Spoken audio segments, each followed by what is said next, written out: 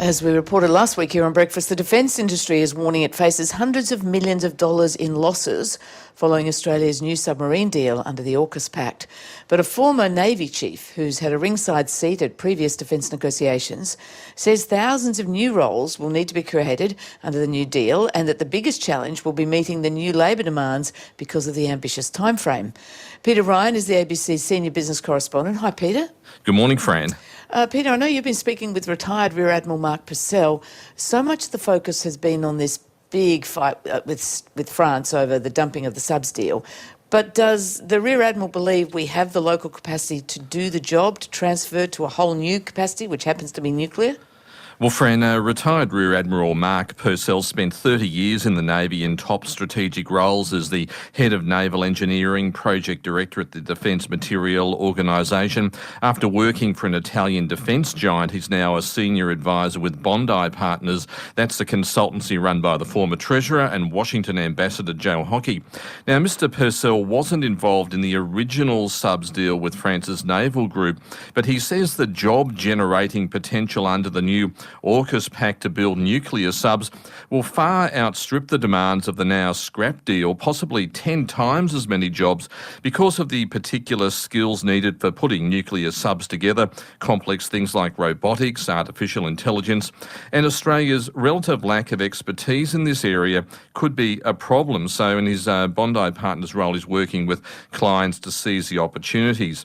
Now, Prime Minister Scott Morrison has ruled out the creation of a local nuclear industry to support the building of nuclear subs, but Mark Purcell told me the AUKUS deal brings a need for greater nuclear oversight right to Australia's doorstep, and it's already rekindling debate about the current ban on nuclear power generation. Certainly in the regulatory environment, nuclear submarines pose a new level of regulatory control that will be needed, and therefore we will need experts in Australia around nuclear propulsion and the implications for that. Also, the internal workings of a nuclear-powered submarine have different systems and subsystems, and therefore there's opportunities for Australian industry. Building a nuclear sub is obviously a lot more complex than building a conventional sub. So what sort of training or recruitment is going to be required? Building the pressure hull for a submarine, building a lot of the systems and subsystems inside that submarine.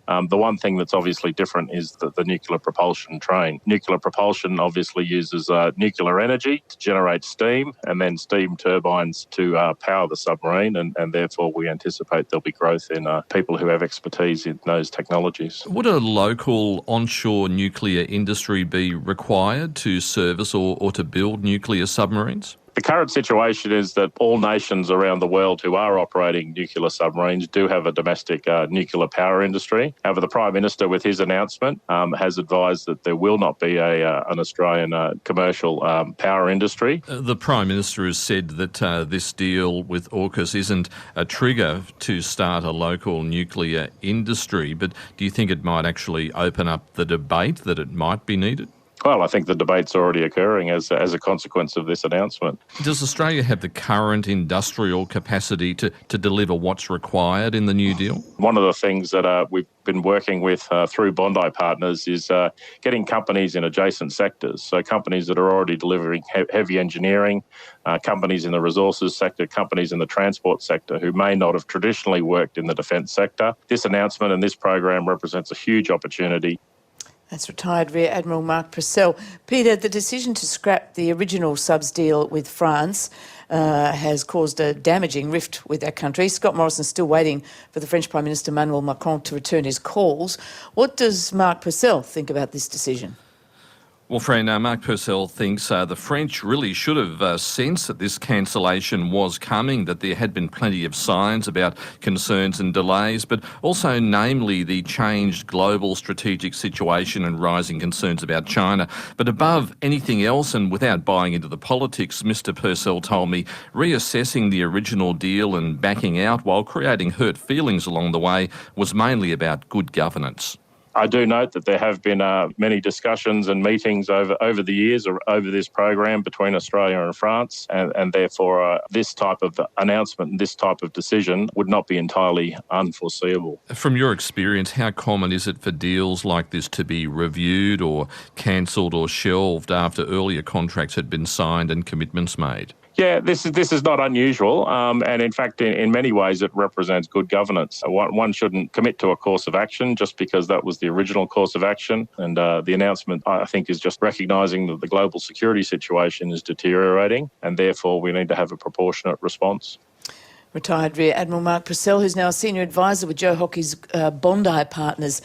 Peter, on another issue, there are warnings about surging real estate prices in some parts of Australia. Now there's a warning that Australia's financial system is at risk. How serious and how concerning are these warnings?